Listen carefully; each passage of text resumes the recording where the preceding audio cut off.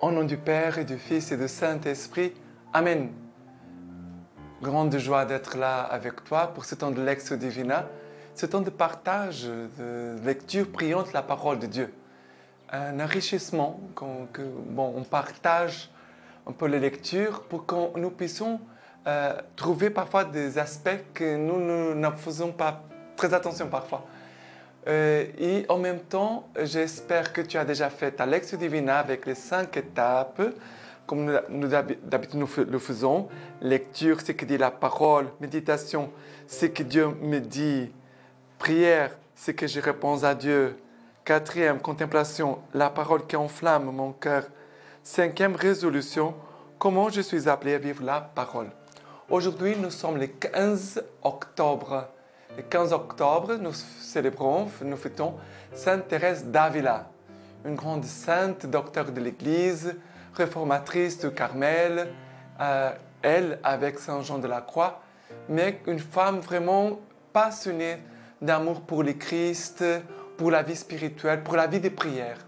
Une contemplative, en fait, elle a été moniale, Sainte Thérèse d'Avila.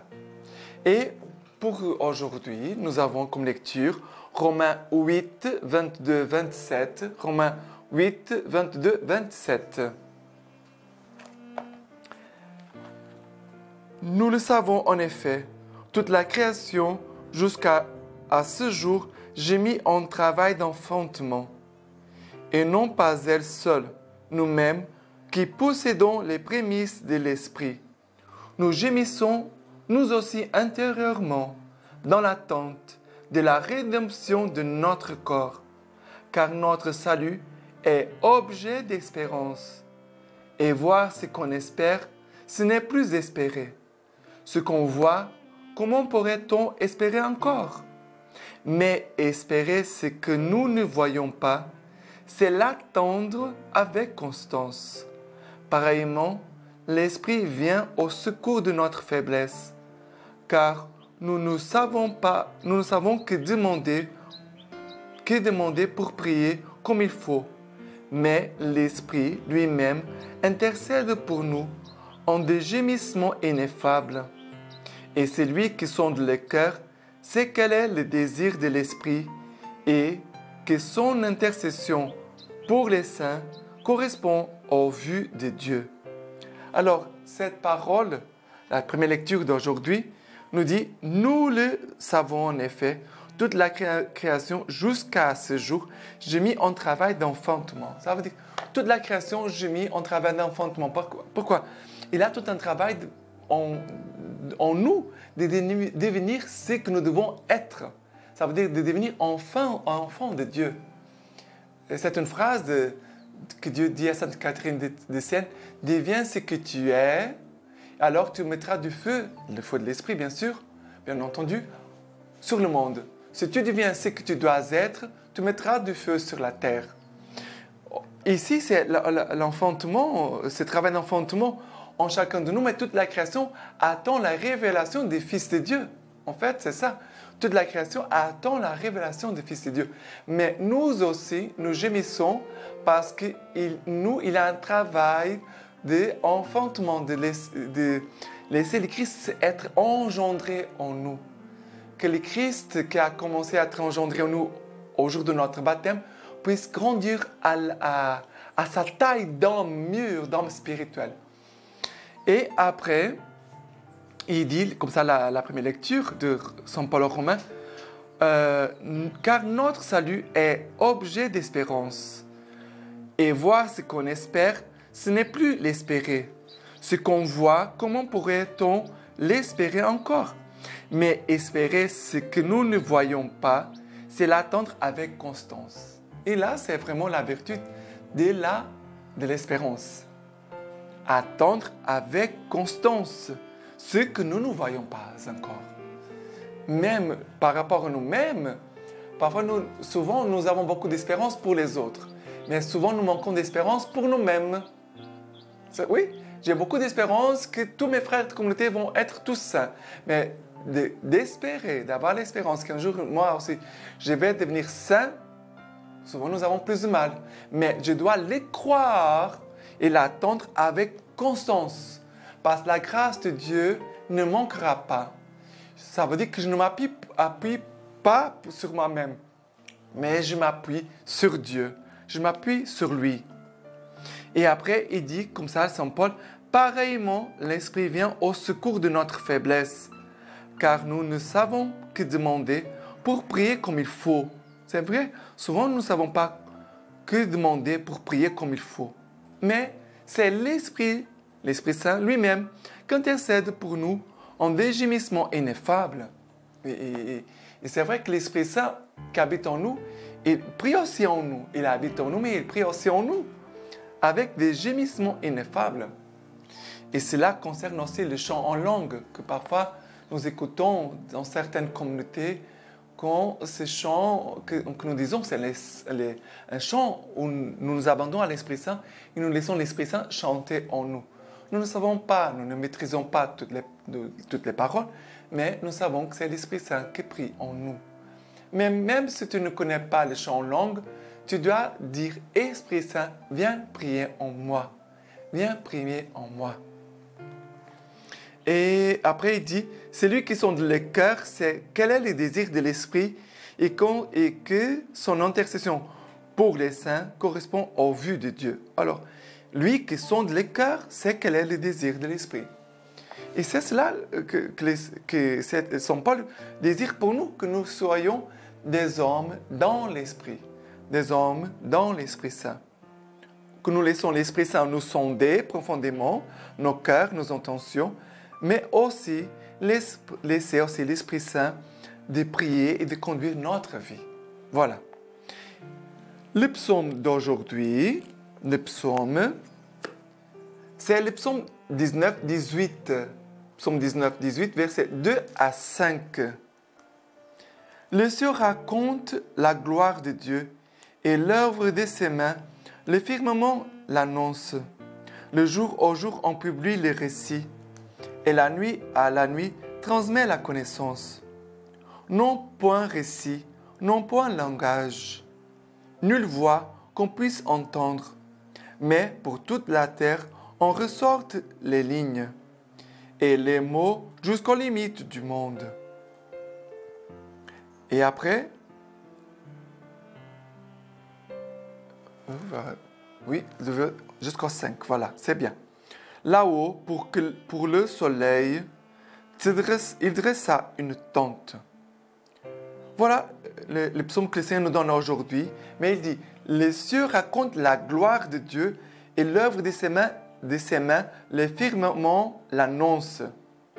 Mais après, il va dire, non point récit, non point langage, nulle voix qu'on puisse entendre. Mais par toute la terre, on ressorte les lignes. Ça veut dire qu'il y a quand même une voix dans la création, un langage qui ne fait pas de bruit, nulle voix qu'on puisse entendre, mais qu'on peut percevoir l'action de Dieu, la main agissante de Dieu. Les doigts, Jésus parle du doigt de Dieu, que c'est l'Esprit Saint. Et c'est cet esprit que nous devons apprendre à écouter par la vie de prière, par l'écoute de la parole de Dieu. Et bien sûr, l'accompagnement spirituel, c'est aussi très important parce que l'Esprit Saint, c'est l'esprit des discernements. Et dans l'accompagnement spirituel, avec notre accompagnateur, il va nous former aussi au discernement, aux règles de la vie spirituelle. Et pour cela, il va nous aider aussi à mieux écouter l'Esprit Saint. Et après, il va dire, les mots jusqu'aux limites du monde. Là-haut, pour le soleil, il dressa une tente. Voilà cet hymne de louange que la création tout entière, et nous les hommes, bien compris, nous élevons à Dieu par notre vie, par notre louange, par nos actions, mais en même temps de voir la présence de l'Esprit Saint et aussi de nous laisser conduire par l'Esprit Saint aussi. C'est toute une école de vivre dans l'Esprit. Ça déjà concerne les commandements. Les commandements, c'est déjà une voie pour l'Esprit Saint. mais après, il a toute cette intimité avec la personne de l'Esprit Saint. Et je souhaite qu'à travers la prière intime avec Dieu, comme Sainte Thérèse d'Avila, que nous célébrons aujourd'hui, tu puisses aussi écouter le murmure, la brise légère, la voix de l'Esprit Saint. OK?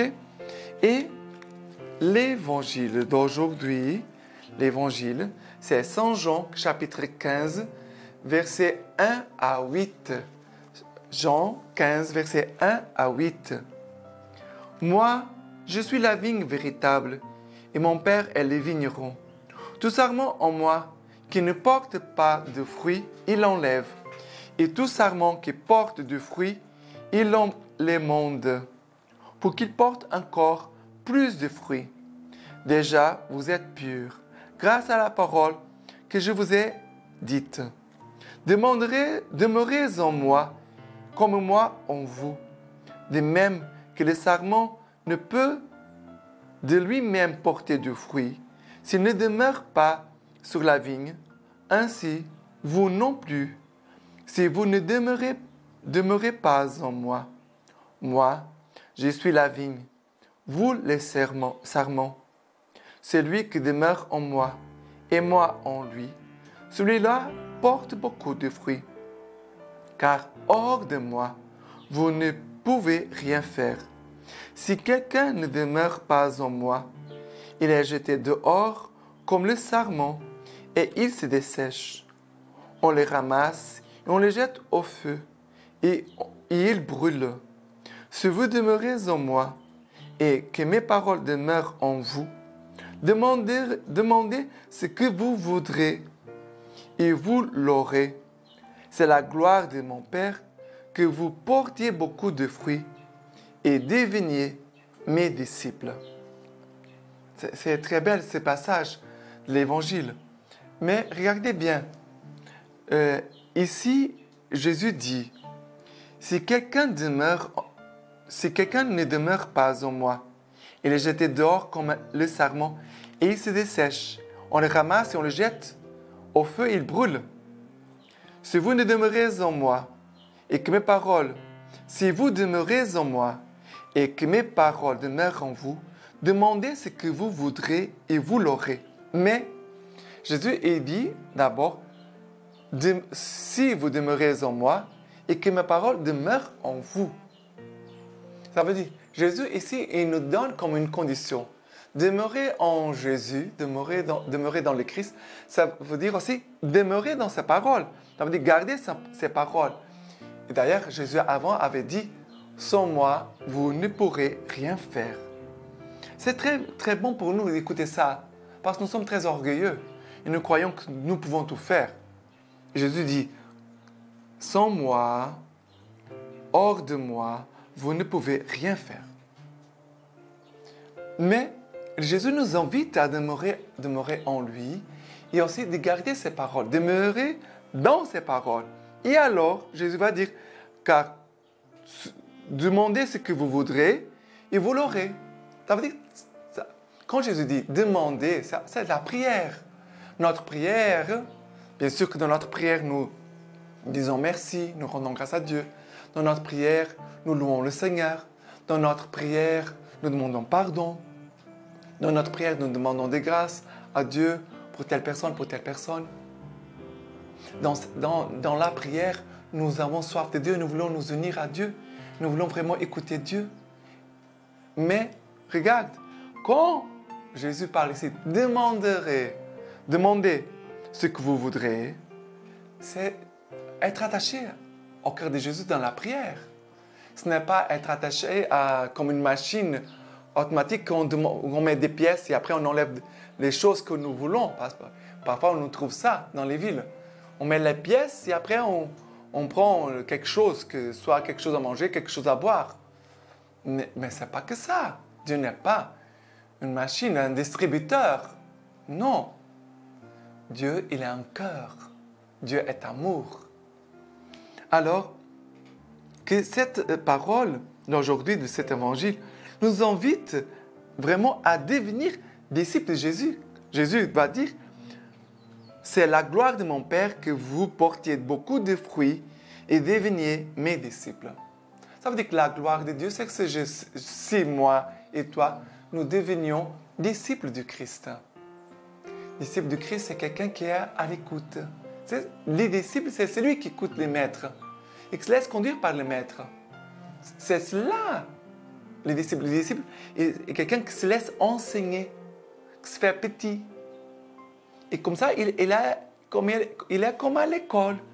Il se laisse faire, se laisse conduire, il apprend. Mais la grâce du disciple, c'est l'écoute. Voilà. Et par l'écoute, regardez tous les fruits que le Seigneur veut nous donner, de porter. Et en même temps, par l'écoute, on va entrer dans la prière profonde.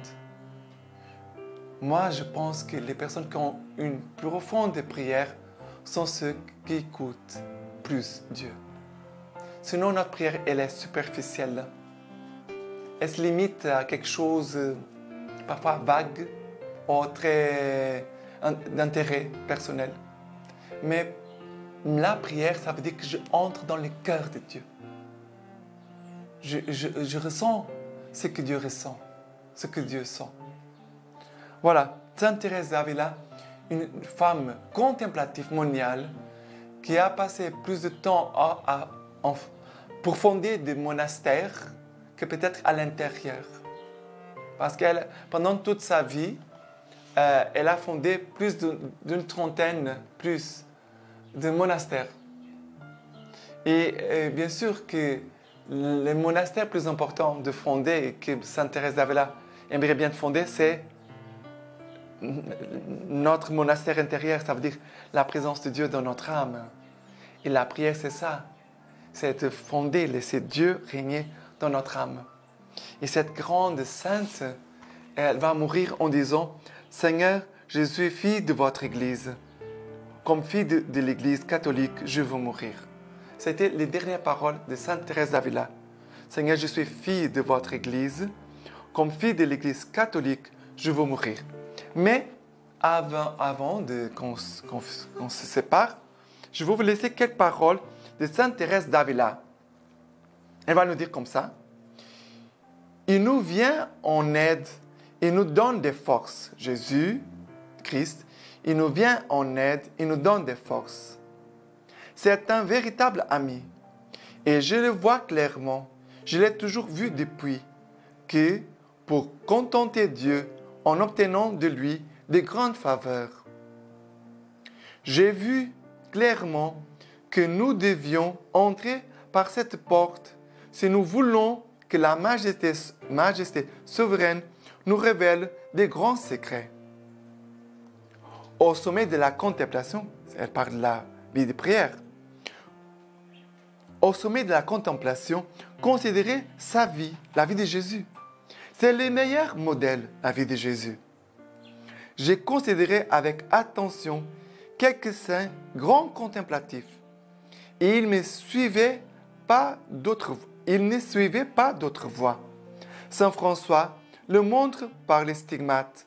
Saint Antoine de Padoue par l'enfant. Saint Bernard faisait ses délices de l'humanité de Jésus. Sainte Catherine de Sienne et tant d'autres. Car si le Seigneur nous accorde un jour la grâce de graver cet amour dans notre cœur, tout nous sera facile.